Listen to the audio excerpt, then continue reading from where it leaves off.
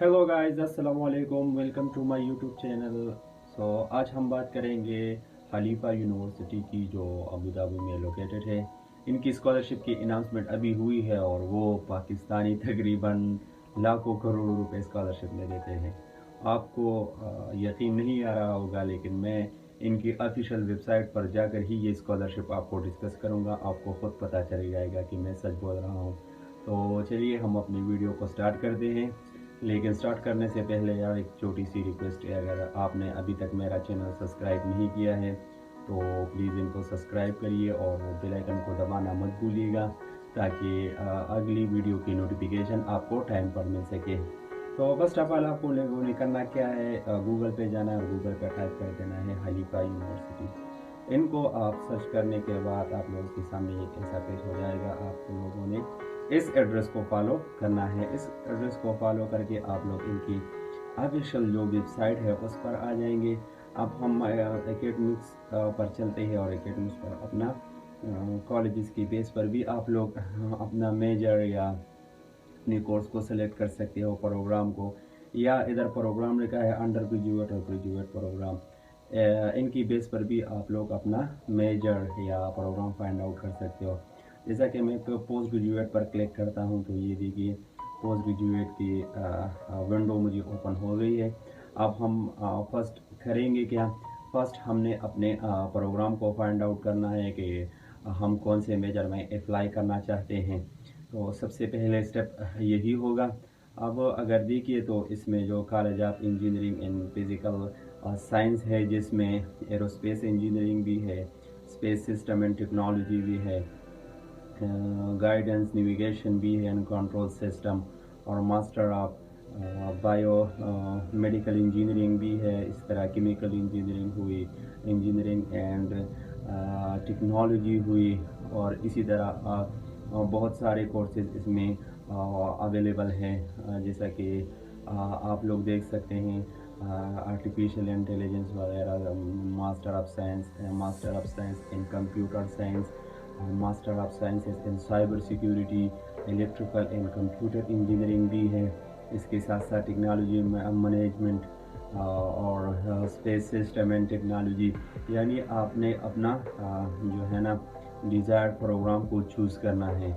Choose करने के बाद आप लोगों ने अप्लाई करना है।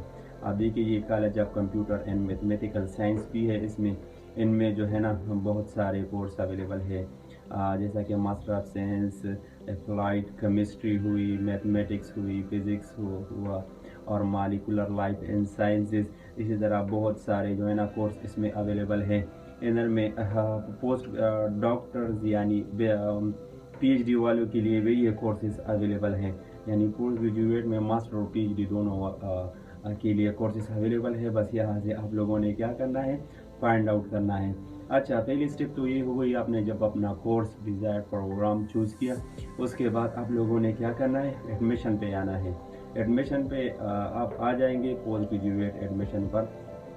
तो ये रही सबसे बिल्कुल ए टू जेड डिटेल आप लोगों के सामने शो हो गई। ये इनकी ऑफिशियल वेबसाइट है। मैं बार बार ये कह रहा हूँ ताकि ये मेरी कोई अपनी वेबसाइट नहीं है, ये बिल्कुल खलीफा यूनिवर्सिटी की ऑफिशियल वेबसाइट है। और मैं सारी वीडियोस जो है जिस यूनिवर्सिटी से भी है, यानी स्कॉलरशिप की अनाउंसमेंट जिस यूनिवर्सिटी से भी होती है, मैं उनकी ऑफिशियल वेबसाइट पर ही जाकर सब कुछ डिस्कस करता हूँ। तो मेरा कोई भी वेबसाइट नहीं है। तो अच्छा, आप लोगों ने अप्लाई कैसे करना है। First of all select the programme you want to study at KU university. जैसा कि मैंने पहले भी बताया, आप लोगों ने क्या करना है, अपनी यूनिवर्सिटी को चूज़ करना है। अगर वहाँ आप लोगों को डिफ़िकल्टी फेस हो रही है तो आप यहाँ से भी अपना मास्टर या PhD की कोर्स मेजर आप लोग चूज़ कर सकते हो। सेकंड ऑप्शन आप लोगों ने क्या करना है, रिव्यू द एडमिशन रिक्वायरमेंट। अब इनकी एडमिशन की रिक्वायरमेंट क्या है, इनकी रिक्वायरमेंट को आपने चेकआउट करना है, यानी A to Z आप लोगों ने रीड आउट करना है। उसके बाद आप लोगों ने क्या करना है, ऑनलाइन एप्लीकेशन फॉर्म भरनी है। तो स्कॉलरशिप को मैं लास्ट में डिस्कस करूंगा। अब हम बात है एडमिशन की और एडमिशन रिक्वायरमेंट की कि एडमिशन के लिए कौन कौन सी डॉक्यूमेंट्स रिक्वायर्ड हैं। तो हम फर्स्ट अगर हम एडमिशन रिक्वायरमेंट की बात करें तो एडमिशन रिक्वायरमेंट में अगर आप पीएचडी के लिए अप्लाई करना चाहते हो तो आपके लिए बैचलर की डिग्री होनी चाहिए। अगर आप मास्टर के लिए अगर आप पीएचडी के लिए अप्लाई करना चाहते हो तो आपके पास मास्टर की डिग्री होनी चाहिए। अगर आप मास्टर के लिए अप्लाई करना चाहते हो तो आपके पास बैचलर की डिग्री होना ज़रूरी है। यानी ये देखिए बैचलर डिग्री होनी चाहिए। मिनिमम आपका CGPA 3 होना चाहिए आउट ऑफ 4 में। ये ज़रूर जहन में याद रखिएगा कि मिनिमम 3 GPA से ऊपर आपकी बोनस पॉइंट आपको मिलेगी। तो ये जहन में रखिए कि आपकी GPA 3 होनी चाहिए आउट ऑफ 4 में।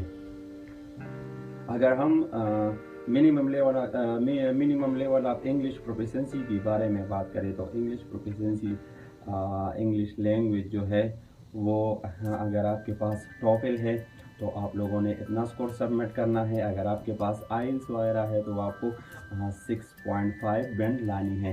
और एक और टेस्ट है अगर आपके पास है तो 1550 स्कोर्स आप लोगों ने सबमिट करनी होती है। अगर आपके पास GRE टेस्ट है तो 150 स्कोर आपको सबमिट करना पड़ेगा। यानी GRE भी इंग्लिश लैंग्वेज की ही टेस्ट होती है। और minimum up to referee recommendation आपके पास रिकमेंडेशन होना चाहिए 2। और स्टेटमेंट ऑफ पर्पस आपके पास होना चाहिए। स्टेटमेंट ऑफ पर्पस का लिखने का तरीका ये सारी मैं डिस्कस करूंगा इस वीडियो में। इन लोगों ने खुद पॉइंट्स दिए हैं, उनके बेस के मुताबिक आप लोग स्टेटमेंट ऑफ पर्पस लिख सकते हैं। वो तकरीबन 500 से 1000 तक वर्ड्स होनी चाहिए। और एडमिशन इंटरव्यू, और इसके बाद आपका एडमिशन इंटरव्यू होगा। अगर आप इंटरव्यू में पास हो जाते हैं तो आपको ये स्कॉलरशिप लग जा सकती है। अच्छा, अब हम डॉक्टोरियल प्रोग्राम करें, यानी जो पीएचडी के लिए अप्लाई करना चाहते हैं तो उसके पास मास्टर की डिग्री होनी चाहिए। और GPA जो 3.25 आउट ऑफ 4 होनी चाहिए। यानी मास्टर वालों के लिए 3 GPA रिक्वायर्ड थी और पीएचडी वालों के लिए 3.25 रिक्वायर्ड होती है। इंग्लिश प्रोफिशिएंसी वही सेम टू सेम टोफल अगर आपके पास है इतना स्कोर आपको सबमिट करना पड़ेगा। और अगर आपके पास आईलेट्स वगैरह है तो 6.5 बैंड आपको लानी पड़ेगी। और आपके पास ये दूसरा टेस्ट स्कोर है तो 50 स्कोर्स आपके पास होना चाहिए। और GRE की बात करें तो GRE में भी आपके पास 150 स्कोर होना चाहिए, तभी आप इसके लिए एलिजिबल हो सकते हैं। और जो रिकमेंडेशन लेटर की ज़रूरत होगी, रेफरेंस स्टेटमेंट ऑफ पर्पस की ज़रूरत होगी और रिसर्च स्टेटमेंट की आपको पीएचडी वालों के लिए ज़रूरत होगी। और एंड में आप लोग इंटरव्यू देंगे एडमिशन के लिए। अच्छा, हम नीचे अगर जाते हैं, आप लोगों ने इंग्लिश लैंग्वेज के लिए फर्दर जो है ना इंग्लिश लैंग्वेज की डिटेल्स अगर आप लोगों ने रीड आउट करनी है तो आप लोग यहाँ से रीड आउट कर सकते हैं। जैसा कि मैंने पहले भी बताया कि आपके पास अगर टोफल, आइल्स, AMS या ये भी वर्क आपको मिल सकती है अगर आप इन कंट्रीज़ में फॉल करते हैं, इन कैटेगरीज में फॉल करते हैं। जैसा कि आप अगर नेटिव इंग्लिश स्पीकर है और आपने बैचलर की डिग्री एक ऐसे इंस्टीट्यूट से की है जो इंग्लिश मीडियम के हो तो वो आपको आपसे कुछ ना कुछ वेवर आपको मिल ही जाएगा। ये सब आप लोगों ने रीड आउट करना है। और स्टेटमेंट ऑफ पर्पस की बात हम करेंगे। मैं शॉर्ट और इम्पोर्टेंट बातें बताऊंगा, बाकी आप लोगों ने खुद रीड आउट करना है क्योंकि वीडियो बहुत ही ज़्यादा लंबी हो जाएंगी। अगर एक पॉइंट को मैं डिस्कस करूंगा तो फिर वीडियो लंबी हो जाती है। अच्छा, स्टेटमेंट ऑफ पर्पस गाइडलाइन की बात करें, जैसा कि मैंने पहले भी बताया कि स्टेटमेंट ऑफ पर्पस बहुत ज़्यादा ज़रूरी है। इनको आपने लिखने कैसा है। स्टेटमेंट ऑफ पर्पस बिल्कुल सिंपल ही है, आपको घबराने की कोई ज़रूरत नहीं है। यानी फर्स्ट पैराग्राफ को आप लोगों ने करना क्या है, इंट्रोडक्शन करना है अबाउट योरसेल्फ। यानी आपने अपना इंट्रोडक्शन फर्स्ट पैराग्राफ में लिखना है, उसके साथ साथ अपने इंटरेस्ट के बारे में लिखना है और इसके साथ साथ योर मोटिवेशन के बारे में आप लोगों को ने लिखना है। यानी पहले पैराग्राफ में ये 3 बातें आप लोगों ने कवर करनी है। दूसरे पैराग्राफ में आप लोगों ने क्या करना है, the reason for apply to your chosen graduate programme at Khalifa University of Science and Technology. अच्छा, ये हो गई। तीसरा स्टेप क्या है, what you hope to gain during your study and any specific issue to wish to address। आप लोगों ने ये करना है। अब ये आप लोगों को पता होगा। अच्छा, your professional inspiration and how you think this qualification will help you achieve them। तो और सबसे लास्ट में how your previous study and work experience were applicable related to the program you have chosen or other matter you consider important and relevant to your application।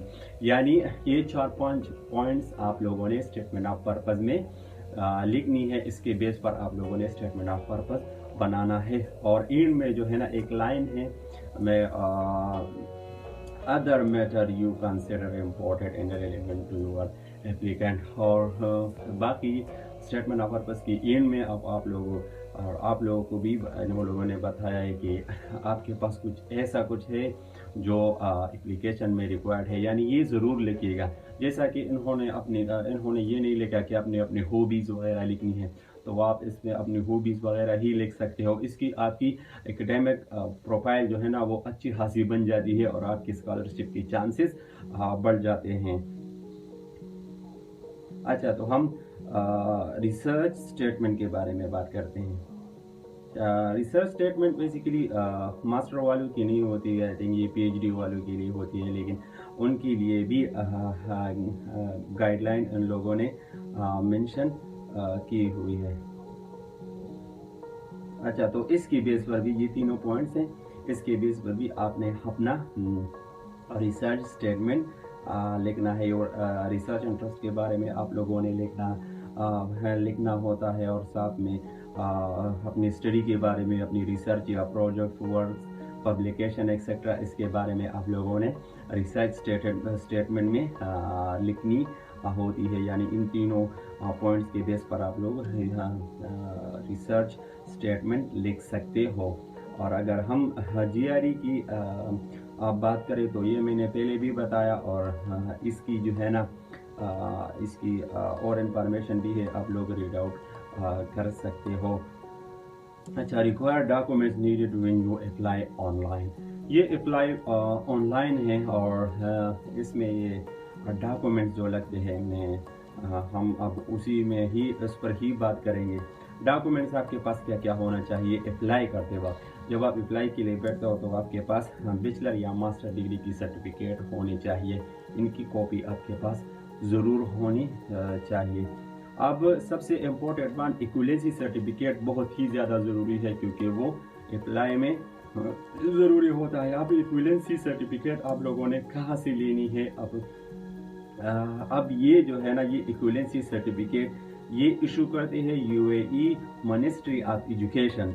जो आप लोगों ने इस page पर जाना है, इसके पेज पर जाना है यूएई की मिनिस्ट्री ऑफ एजुकेशन, और वहाँ पर आप लोगों ने इनके लिए अप्लाई करना है, और वो आपको सर्टिफिकेट देंगे, इक्विवेलेंसी सर्टिफिकेट जो यूएई से आउट स्टडी पर हैं।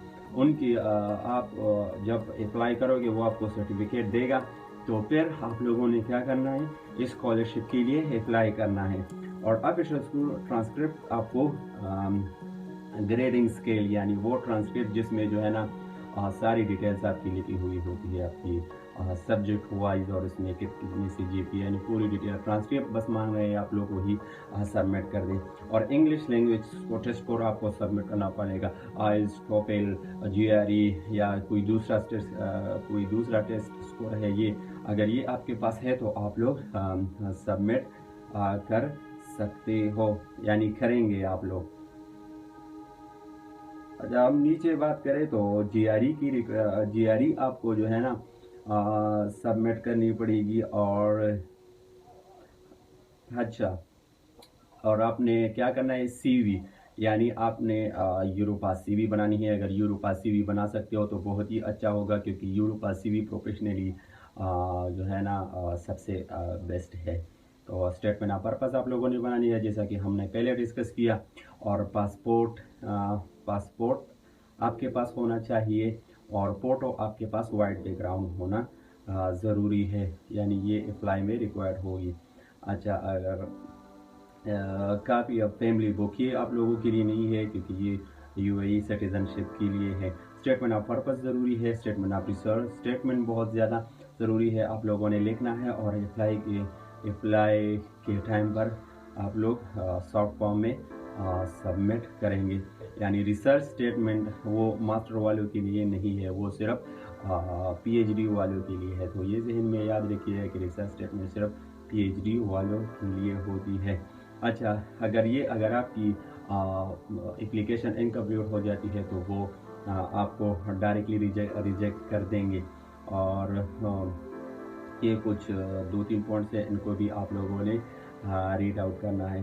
अगर अब हम बात करेंगे इक्विवेलेंसी रिक्वायरमेंट की, कि इक्विवेलेंसी की रिक्वायरमेंट क्या है जब आप इक्विवेलेंसी सर्टिफिकेट के लिए अप्लाई करना चाहते हो। तो इनकी तो ये आपने लोगों ने रीड आउट करना है। ये दोनों वेबसाइट है, इस पर आपको फुल डिटेल मिलेगी और साथ में आपको अप्लाई करने का तरीका भी मिल जाएगा कि आप लोगों ने किस तरह अप्लाई करना है और किस तरह सबमिट करना होता है। और इसी के साथ साथ आप लोग मोड ऑफ स्टडी भी अगर आप लोगों को रीड आउट करना है तो कर सकते हो।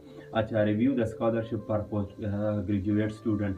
अच्छा, अब स्कॉलरशिप की बात हम करेंगे, लेकिन उसमें पहले हम ये 4th स्टेप कंप्लीट करें, उसके बाद मैं स्कॉलरशिप को डिस्कस कर लूँगा।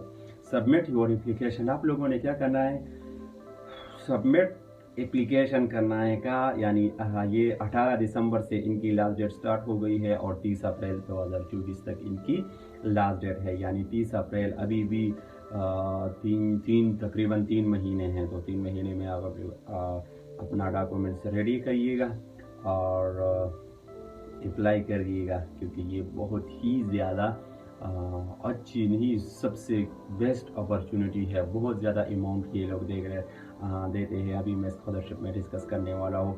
अच्छा, और आप लोगों ने अप्लाई यहाँ से करनी है, ये माइंड में रखिएगा, क्योंकि ये आपने एडमिशन की पोर्शन पे आना है और नीचे अप्लाई नाउ का बटन लिखा होगा।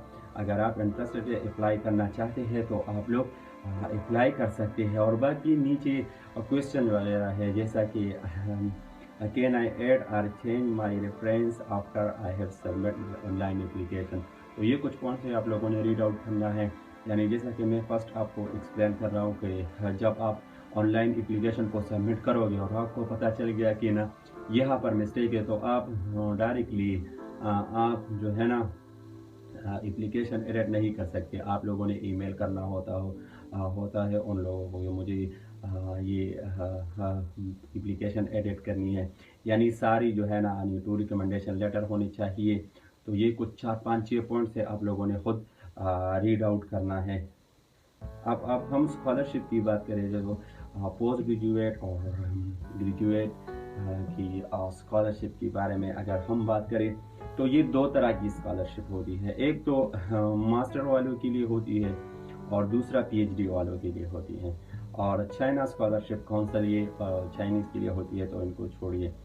हम पहले बात करेंगे मास्टर स्कॉलरशिप की। क्या नहीं, मास्टर स्कॉलरशिप वाले इनकी स्टेपन हमें क्या क्या देते हैं और ये कौन सी अपॉर्चुनिटी हमको प्रोवाइड करती है।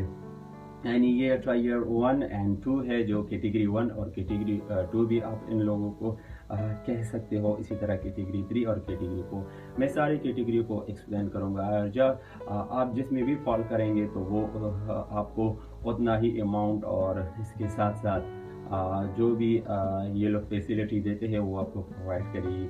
जैसा कि अगर आप कैटेगरी 1 की बात हम करें तो फुल कवर आप ट्यूशन फी, यानी ट्यूशन फी आपका फुल कवर हो जाएगा। साथ में साथ आपको टेक्स्ट बुक भी प्रोवाइड करेगी, free university accommodation for eligible full time study only.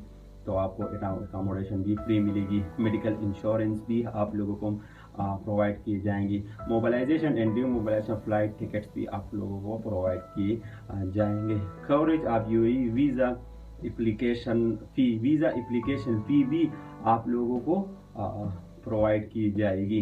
यानी तकरीबन इसमें ऑलमोस्ट सब कुछ ही कवर होता है। अगर हम कैटेगरी 3 की बात करें तो 50% वेवर ऑफ ट्यूशन फी जो होती है, टेक्स्ट बुक आपको प्रोवाइड करते हैं, मेडिकल इंश्योरेंस आपको मिल जाता है, मोबिलाइजेशन की फ्लाइट्स की टिकट आपको प्रोवाइड की जाती है, और इसके साथ साथ आप लोगों को एप्लीकेशन फी आपको मिल जाती है। अच्छा, ये एक और कैटेगरी है, ये टेक्स्ट बुक आपको प्रोवाइड करते हैं, मेडिकल इंश्योरेंस टिकट्स भी आप लोगों को प्रोवाइड करते हैं, और इसके साथ साथ एप्लीकेशन फी आपको जो है ना नहीं देनी। एप्लीकेशन फी आप लोगों को फ्री, वो लोग आप लोगों को एप्लीकेशन फी प्रोवाइड करेंगे।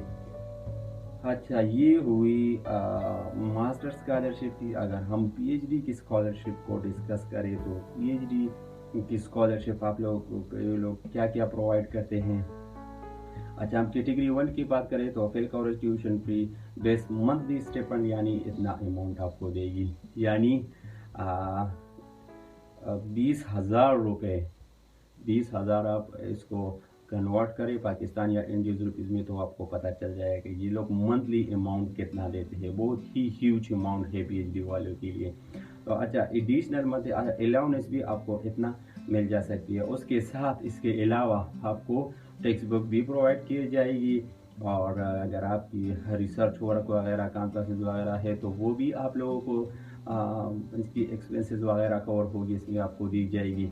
और मेडिकल इंश्योरेंस, मोबालाइजेशन एंड डीमोबालाइजेशन की फ़्लाइट्स की टिकट भी आप लोगों को प्रोवाइड की जाएगी, और वीज़ा एप्लीकेशन फ़ी आपको जो है ना वो लोग ही प्रोवाइड करेंगे। और commitment to work with Khalifa University, यानी ये बहुत प्लस पॉइंट है, ये भी आप लोगों को काम करने का मौका ही मिलेगा आप लोगों को। अगर हम कैटेगरी 2 की बात करें तो कैटेगरी 2 में फुल ट्यूशन भी आपका फुल कवर होता है। मंथली स्टिपेंड आपको इतना मिलती है, यानी इतना अमाउंट आपको मिल सकता है। एडिशनल मंथली अलाउंस आपको इतना मिल सकती है।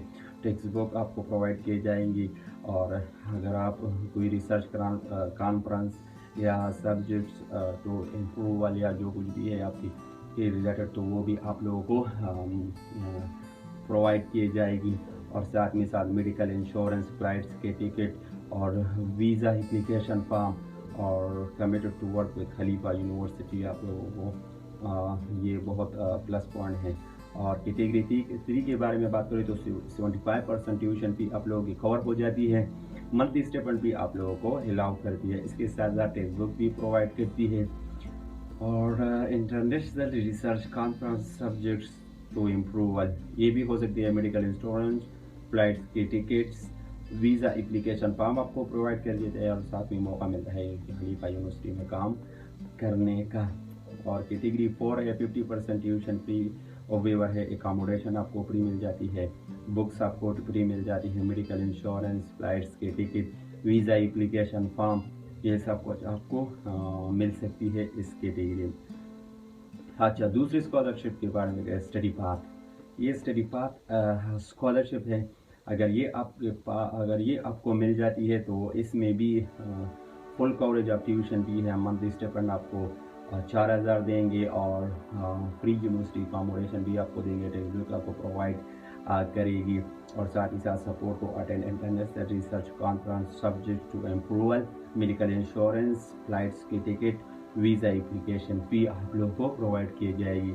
अगर हम इनकी कैटेगरी 2 की बात करें 75% ट्यूशन फी है, मंथली स्टिपेंड 2,000 है, फ्री अकोमोडेशन आप लोगों को मिल सकती है, टेक्स्ट बुक आपको प्रोवाइड करती है, और इसी तरह support to attend international research conference subject to approval, medical insurance, flights की टिकट और वीज़ा एप्लीकेशन फ़ी आपको मिल जाती है। अगर इन कैटेगरी 3 के बारे में बात करें तो 50% ट्यूशन फी फेवर है, अकोमोडेशन आपको मिल सकती है free, text book, medical insurance, flights की टिकट, वीज़ा एप्लीकेशन फॉर्म ये आपको प्रोवाइड किया जाता है। अगर हम कैटेगरी 4 की बात करें तो 25% ट्यूशन फी वेवर है, और फ्री यूनिवर्सिटी अकोमोडेशन आपको मिल जाती है, text book, medical insurance, tickets और वीज़ा एप्लीकेशन फॉर्म आपको मिल सकती है। अच्छा, इन स्कॉलरशिप्स के लिए आप लोगों ने कहाँ से अप्लाई करनी है, या इनके लिए सबसे अच्छी बात यह है कि सेपरेट एप्लीकेशन आप लोगों को सबमिट करने की कोई ज़रूरत नहीं है। बस जब आप एडमिशन के लिए अप्लाई करना चाहते हो तो उस एप्लीकेशन के अंदर ही आप लोगों को स्कॉलरशिप के लिए अप्लाई करनी होती है, यानी इनके लिए अलग एप्लीकेशन रिक्वायरमेंट नहीं होगी। और ये थी कुछ वीडियो जो मैंने आप लोगों के साथ शेयर किए। और बाकी अगर कोई क्वेश्चन है कोई माइंड में तो वो आप लोग कमेंट बॉक्स में बता सकते हो, मैं इनका रिप्लाई ज़रूर दूंगा। और अगर आपने मेरा चैनल सब्सक्राइब नहीं किया है तो प्लीज़ इनको सब्सक्राइब करिए और बेल आइकन को दबाना मत भूलिएगा, ताकि अगली वीडियो की नोटिफिकेशन आपको टाइम पर मिल सके। तब तक के लिए अपना ख्याल रखिएगा।